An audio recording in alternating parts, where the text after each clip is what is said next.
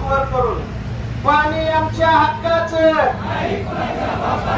पाणी आमच्या हक्काचं. या भाजप सरकारचं करायचं काय? या भाजप सरकारचं करायचं काय?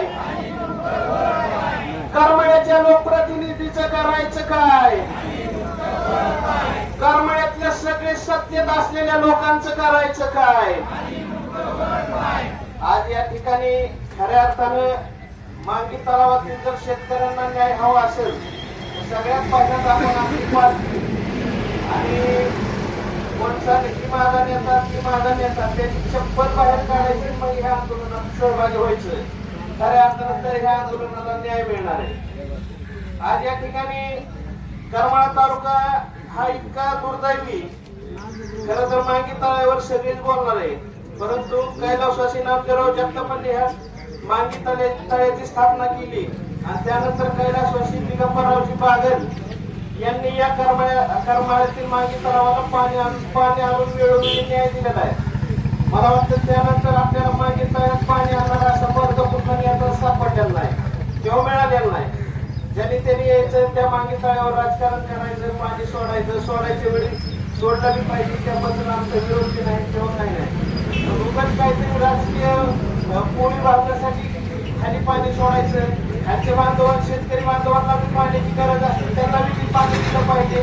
पण ती शेतकरी नको म्हणतात तरी ह्या तळ्यातून खाली पाणी सोडतात. हिंमत असते ती. तुम्हाला सांगतो का, आपल्या आमदार साहेबांचं मी एक बातमी वाचली की मी आवाज उठवला. मी इतके दिवस काय झोपले होते का तुम्ही? तुम्हाला माहित नव्हतं का लोकप्रतिनिधी मांगी तळ्यातून पाणी उचललं जाणार? पालकमंत्री आपल्या कालच्या झालेल्या विधान परिषद, कुठली निवडणूक होती विधान परिषदेची, अख्खा तालुका त्यांनी बुडवणार आपला त्याच्या एका केशात टाकला.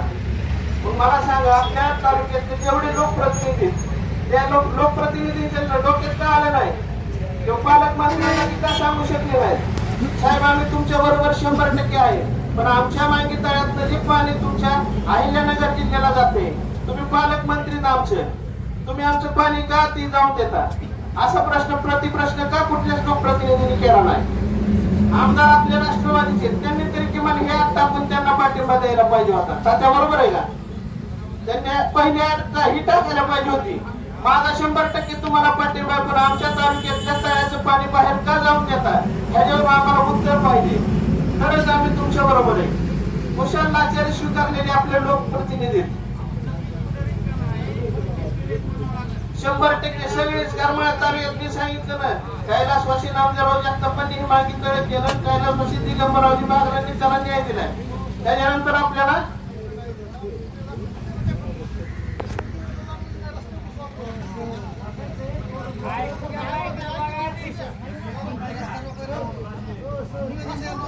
काय करायचं? उपस्थित शेतकऱ्यांनी निर्णय घ्या, रस्त्यावर बसायचे का बाजूला?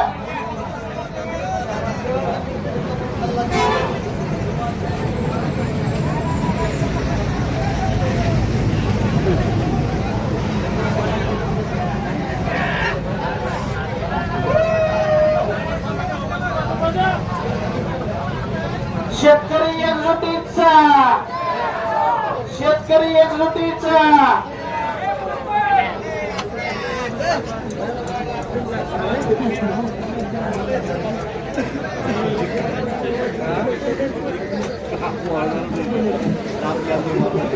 आपल्याला पहिली अडचण ही टाकली असती की बाबा मी तुमच्या बरोबर आहे, परंतु माझ्या तालुक्यातलं जे पाणी अहिल्यानगर जिल्ह्याला चाललंय, जे अहिल्यानगर जिल्ह्यातले पाणी जर दुसऱ्या तिथं त्यांची सोय करा, माझ्या तालुक्यातला एक थेंबही या ठिकाणी मी जाऊ देणार नाही.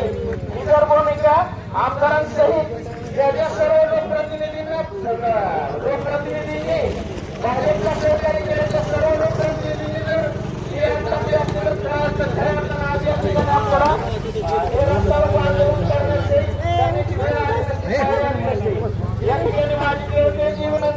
आपल्याला आता न्याय घ्यायचा असेल तर आपल्याला सर्वसामान्य शेतकऱ्यांकडूनच शेतकऱ्यांना न्याय मिळणार आहे. लोकप्रतिनिधी सगळे तुम्हाला सांगतो भाजपच्या दावणीला गेलेत, कोण सुद्धा विरोधात नाही किंवा विरोधात नाही. आज या ठिकाणी माझी सर्व उपस्थित शेतकरी बांधवांना विनंती, जर आपल्याला आता तुम्ही सांगितल्याप्रमाणे जर न्याय मिळाला नाही तर आपल्याला मागे तलावामध्ये जलसमाधी घ्याय समाधी घेतल्याशिवाय मार्ग नाही आणि आपल्याला न्याय मिळाल्याशिवाय त्याशिवाय न्याय मिळणार नाही. भले वेळ आली तर रक्ताचा पाठ वाचतील पण आपण मागे तलावातील एक थेंबही या ठिकाणी आपण पाणी जाऊन द्यायचं नाही. खऱ्या अर्थानं त्यावेळी आपल्याला न्याय देणार आहे. नाहीतर आपण इथनं उठून गेलो की हे असं म्हणणार ती तसं म्हणणार, ह्याने मला पुढे येऊन दिलं नाही, त्यांनी मला मागे येऊन दिलं नाही, त्यांनी मला फोन केला नाही, मला त्यांनी हे सांगितलं नाही. ही भावना कृपया माझे हात जोडून विनंती सर्वांना ही जोडे आपल्या बाजूला ठेवा. आपलं राजकारण तर 12 महिने 24 तास चालणार आहे, परंतु हे आपल्याला जर पाहण्यासाठी न्याय मागायचा आहे, तो न्याय मागण्यासाठी जर आपल्याला हे 1 महिना 2 महिने जर आपण आंदोलनाची नियोजन आणि जर कंटिन्युटी जर नाही ठेवली तर आपल्याला न्याय मिळणार नाही. खऱ्या अर्थाने एकतर मागे तळ्याला वरनं पाणी आणणार कोण नाही आणि हात लावणार मात्र भरपूर आहेत. अशा पद्धतीची ही मागे तळ्याची अवस्था आहे. ही अवस्था जर आपल्याला दूर करायची असेल तर आपण जागरूक आणि जागृतीने या ठिकाणी आपण सर्वांनी जागरूक राहिलं पाहिजे.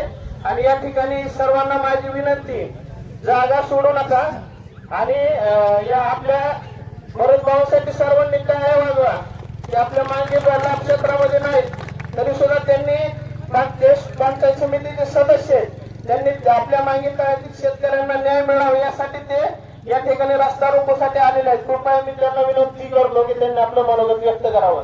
एकदा हात वर करून घोषणा द्यायची शेवटची, शेतकरी एकजुटीच, शेतकरी एकजुटीच.